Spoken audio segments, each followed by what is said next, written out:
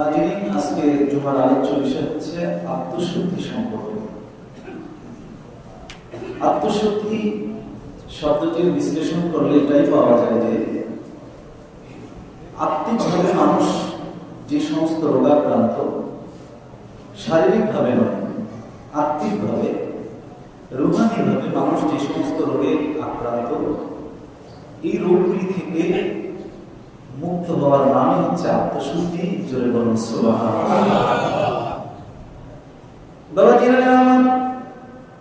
আল্লাহ রাব্বুল আলামিন কোরআনুল কারীমের ভিতরে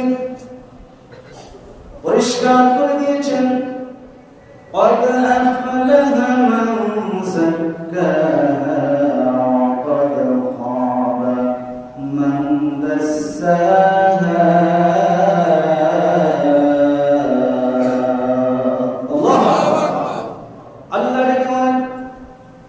যারা তার আত্মাকে পরিশুদ্ধ করতে পেরেছে তারা সফল কাম হয়েছে, তারা কামিয়াব হয়েছে। আর যারা আত্মাকে পরিশুদ্ধ করতে পারে নাই, যারা আত্মাকে কুলস মুক্ত করতে পারে নাই, রোগ মুক্ত করতে পারে নাই, ওরা সফল হতে পারে নাই, ওরা ধ্বংস হয়েছে, ওরা নিরাশ হয়েছে।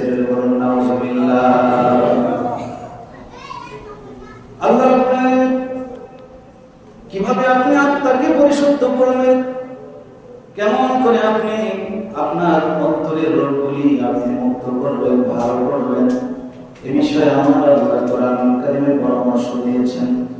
আল্লাহ রাব্বুল আলামিন বলেছেন, ইন্নাল্লাযীনা ইউবাইউনাকা ইন্নামা ইউবাইউনা আল্লাহ।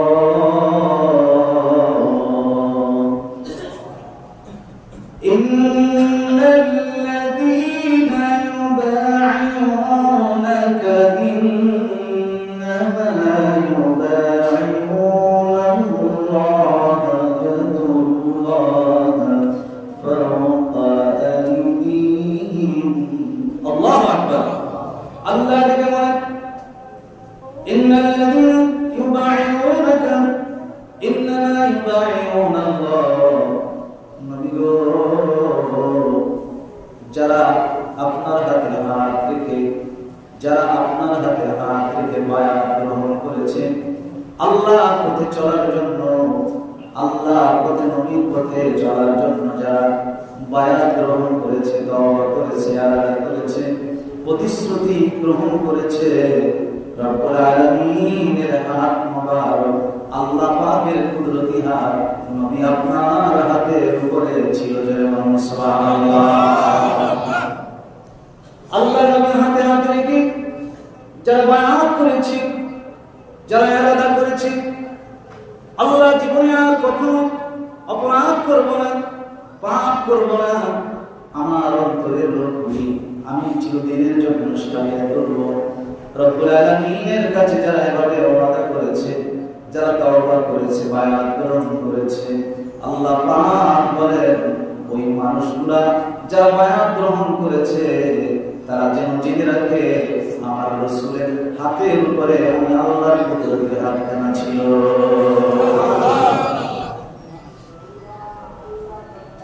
কেন একজন মানুষ বায়াত গ্রহণ করবে, কেন তিনি বায়াত হবে, এ বিষয়ে আল্লাহ পাক আরো পরিষ্কার করেছেন।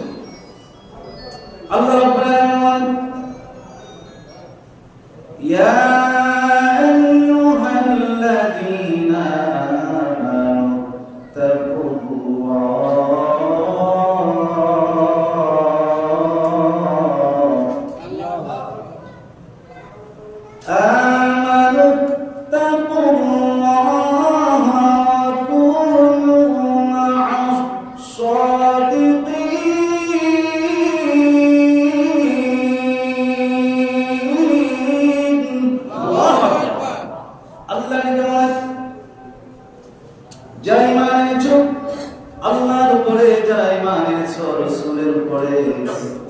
যারা ইমানদার, যারা মুমিন, যারা আল্লাহকে ভয় করো, তোমাদেরকে আমি আল্লাহ পরামর্শ দিচ্ছি, তোমরা সাদিকীদের সঙ্গী হও, আল্লাহ ওয়ালাদের সঙ্গী হও।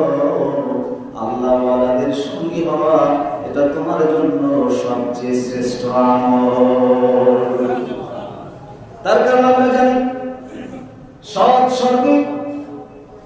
সঙ্গী স্বর্গবাস, অসৎ সঙ্গে সর্বনাশ। এই কথা আমরা আগে থেকেই জানি, ঠিক কিনা বলেন? ভালো মানুষের সাথে যদি সম্পর্ক থাকে সে ভালো মানুষ হবে, আর যদি খারাপ মানুষের সাথে সম্পর্ক থাকে সে কোনোদিন ভালো হবে না, খারাপ মানুষ হবে, ঠিক কিনা বলে?